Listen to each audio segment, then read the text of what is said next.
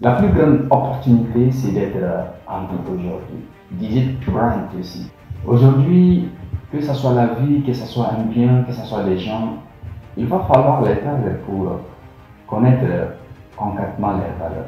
La plus grande opportunité à laquelle on puisse aspirer, c'est d'être en vie. Vous pouvez avoir comme objectif de travailler dur, d'amasser beaucoup d'argent, d'avoir des relations épanouissantes. Si vous dites tout simplement que la plus grande opportunité, c'est d'être en vie aujourd'hui. Parce que c'est avec la vie qu'on peut tout accumuler.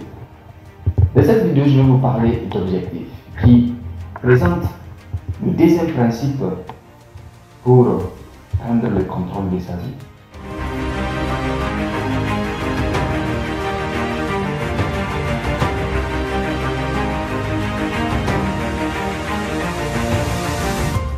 Une personne qui n'a pas d'objectif est tout simplement une personne qui n'a pas de vie. Imaginez si vous êtes inscrit à l'école, arrivé jusqu'à master, je coutume d'ailleurs de demander beaucoup de mes étudiants, c'est quoi votre objectif d'abord de ces modules? Je commence par le module.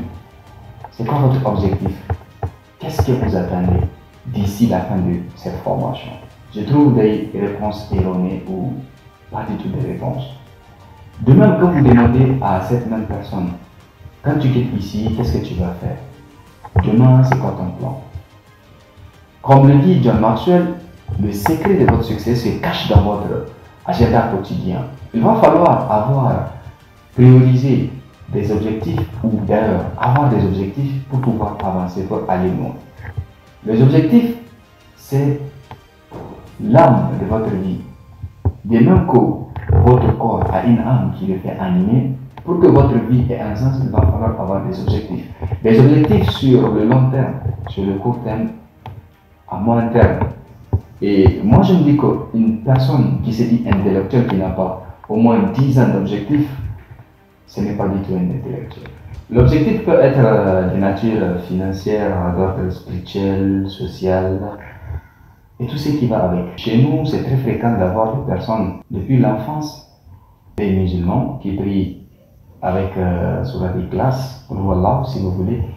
À 30 ans, 40 ans, ils se retrouvent dans la même situation. Ça, c'est des personnes qui n'ont pas eu à établir des objectifs spirituels. Et vous pouvez également trouver des personnes qui vont aller à l'école 18 années, titulaires d'un master.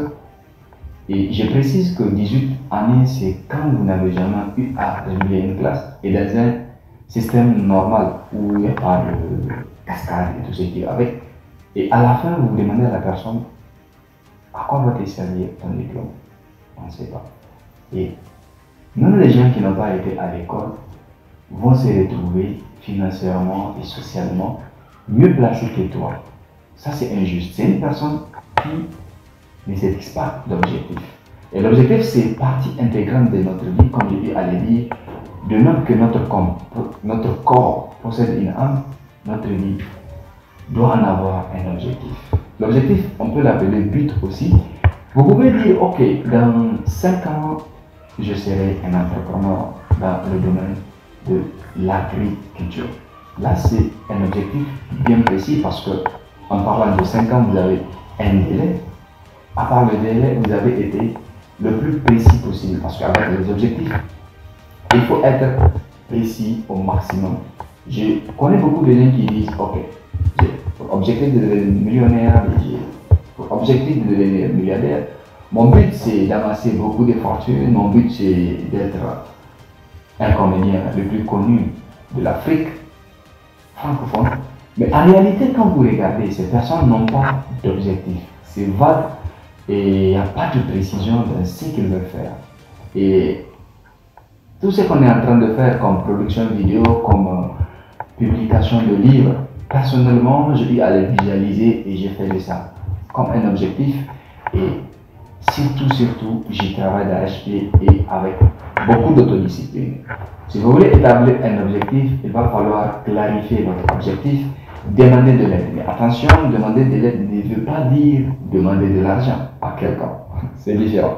Donc, demander de l'aide aux personnes qui ont déjà dépassé le niveau actuel où la route, qui ont déjà emprunté la route que vous voulez suivre. Et surtout, soyez autodisciplinés. Dans la vidéo prochaine, je vais vous parler de notre troisième principe, le travail. À bientôt.